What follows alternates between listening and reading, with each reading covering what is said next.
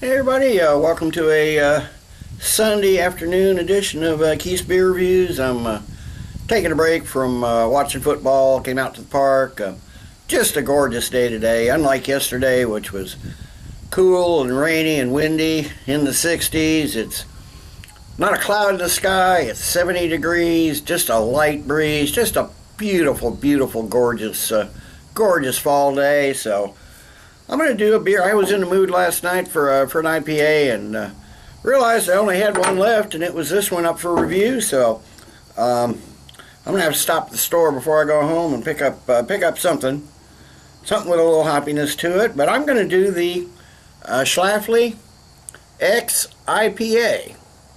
It's their English Style Export India Pale Ale. Now, I did one other from them a year or so ago. I think it's the same beer. This has just got some, I think they just tweaked it a little bit. It's a different label, different description, but same ABV is 7.2, same IBUs is 65. The description on this one says our English Style Export IPA features 100% English hops and a big malt backbone built upon pale and caramel malted barley. The hop varietals Pilgrim and East Kent Goldings lend a quality of lemon and spice, which play off the fruity flavors contributed by the London ale yeast. Like I said, different description. There's a little history of IPAs that they always put on there. I'm not going to read it. We all know that history. I'll put it down below, but I'm not going to read it off. So let's get this Schlafly Special Release IPA in a glass. See what we got here. Yeah, no smoke to speak of. Give it a little kind of aggressive pour. Not much of a head. But anyway, this was bottled with love on 8/2/2013, so it's just a couple months old, so not the freshest, but it's all I could get. I can't get it locally, so let me take a look at it here. Yeah, this is a slightly cloudy, golden color, almost orange. Got a half a pinky of a really white head. Just a nice looking beer. I suppose I could have got a bigger head if I'd poured a little more aggressively, but I want to get it all in the glass. So looks like it's already leaving a little lacing just around the top there. So let me get a nose on it. Okay, yeah, some nice earthy, almost earthy caramel malts, little citrusy lemony hops, little spice. Spice notes, a little biscuit, maybe a hint of grapefruit, some grassy oily notes, little like sweet toast, maybe even like some brown sugar and honey, maybe even a little, maybe even like a little peach or apricot, more like peach, I think. But it's a nice grassy, lightly spicy, kind of a tropical fruit aroma. Really, really good smelling beer. So let's get a taste.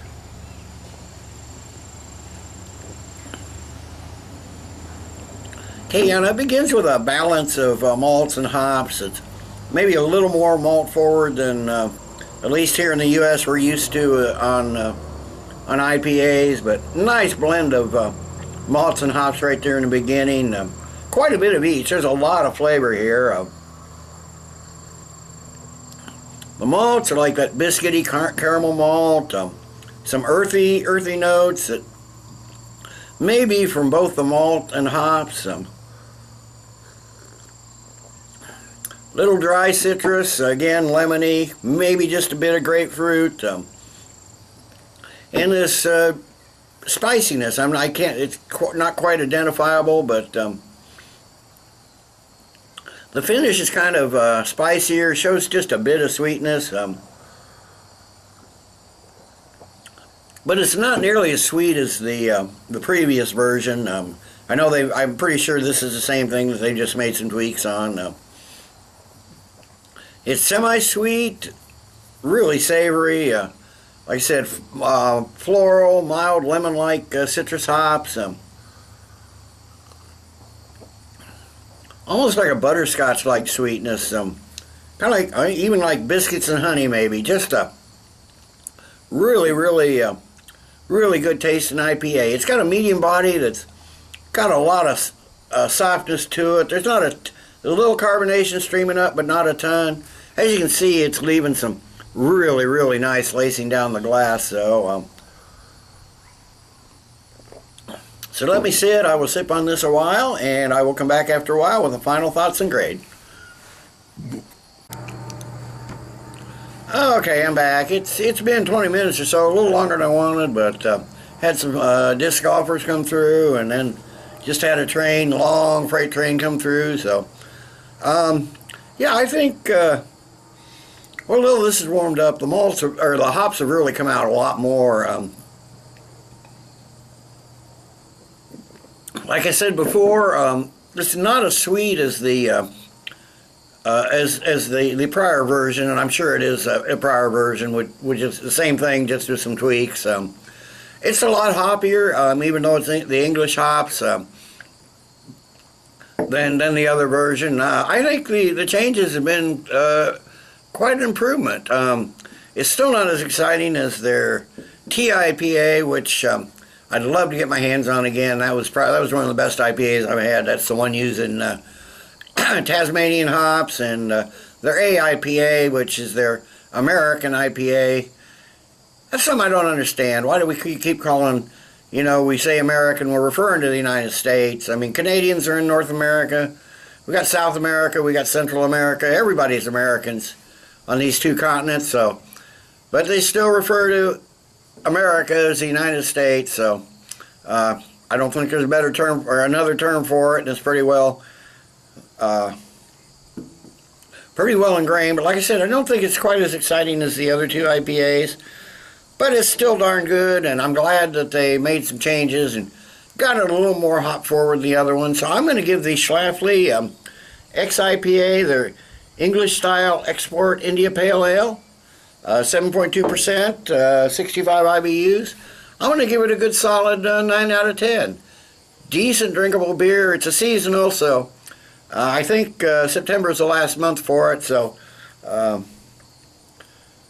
like I said, this is a little over 2 months old, almost 2 months old. So got a little age on it, but 9 out of 10. So till next time, everybody, cheers. Let's keep drinking beers. Now I'm going to go home and watch some more football and start the grill, and got some bacon wrapped steaks. Say that 3 times real fast. But I'm gonna throw on the Weber, and hopefully they're good. So till next time, everybody. Cheers.